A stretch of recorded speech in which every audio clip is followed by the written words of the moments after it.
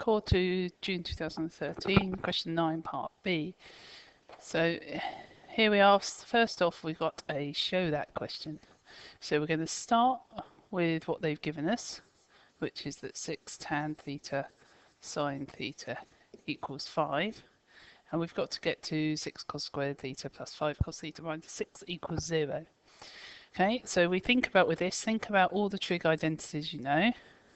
We know tan theta is sine theta over cos theta, and we know sine squared theta plus cos squared theta equals 1. We'll have a look at these and see which one is going to help us in this case.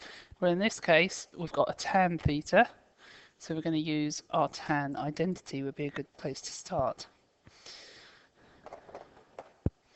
Right, so tan theta is the same as sine theta over cos theta. So we'll just slot that in.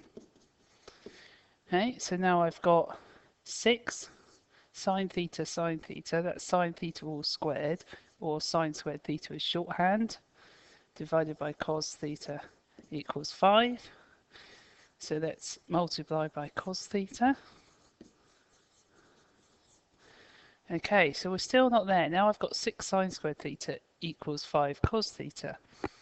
Okay, ring any bells? We wrote down our trig identities at the start. I've now got one I could use for sine squared.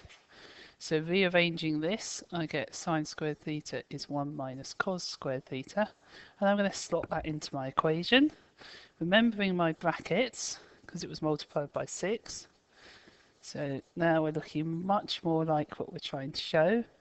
Just going to multiply out those brackets and move the 5 cos theta onto the same side, so subtract 5 cos theta. Okay, let's have a look at what I've got. I've got 6 minus 6 cos squared theta minus 5 cos theta equals 0. So I've got the same thing, we just need all the signs reversed. So 6 cos squared theta plus 5 cos theta, take away 6, is also 0, which is what they were looking for.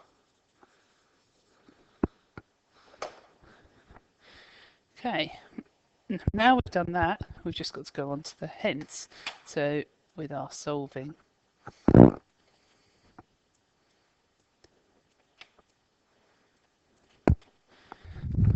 Right, hence solve this equation. Well, let's see what's the same and what's different. Well, we've still got 6 tan sine, but this time I've got 3x instead of theta. Now, it's a hence, so we must be using the first part. So taking my first part, I got to 6 cos squared theta plus 5 cos theta minus 6 equals 0. So for part 2, it must be the same thing as true, but with 3x instead of theta.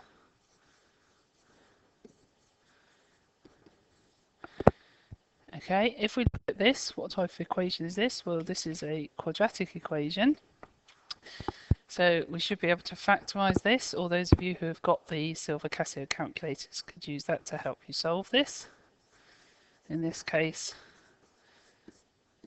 I'm going to get 3 cos 3x minus 2 and 2 cos 3x plus 3. Let's check, that gives me 6 cos squared 3x. Negative 2 times 3 gives me negative 6. And in the middle, I get 9 cos 3x minus 4 cos x, which gives me plus 5 in the middle. So you can just check this by expanding out in your head or to the side. What does this mean? Well, this means that cos 3x is 2/3 or negative 3 over 2. Right, well, that's my choices. So is there a problem with either of these? Well, it can't be negative 3 over 2 because cos 3x cannot be less than negative 1. So negative 3 over 2 is impossible. So that means I'm only solving this one. So in my calculator, I'm just going to inverse cos 2/3, and that's going to give me 48.190, keeping some accuracy at this point. Now, with cos, we need to remember how to find some more solutions, because there's going to be some more solutions. So for a standard cos graph, if I've got one solution here, the next solution is 360. Take away that first solution because those two distances will be the same. So the next solution is 48.19, or it could be 360 minus 48.190, which is 311.81. Now this was 3x, so there could be another solution. In fact, there probably will be because we're going within, there will be because we're going in a range from 0 to 180. So we need to go up to the next one. And with a cos graph, it repeats itself every 360 degrees. So to find the next solution, we do 48.190 plus 360, which gives me 408.19. Okay, well that's what 3x is equal to, so I need to make sure I get to x, so I'm just going to divide all those by 3. I'm going to check back in the question, and it wanted them to the nearest degree. So I'm going to go to the nearest degree. So as I divide these by 3, to the nearest degree we get 16 degrees, 104 degrees, 163 degrees.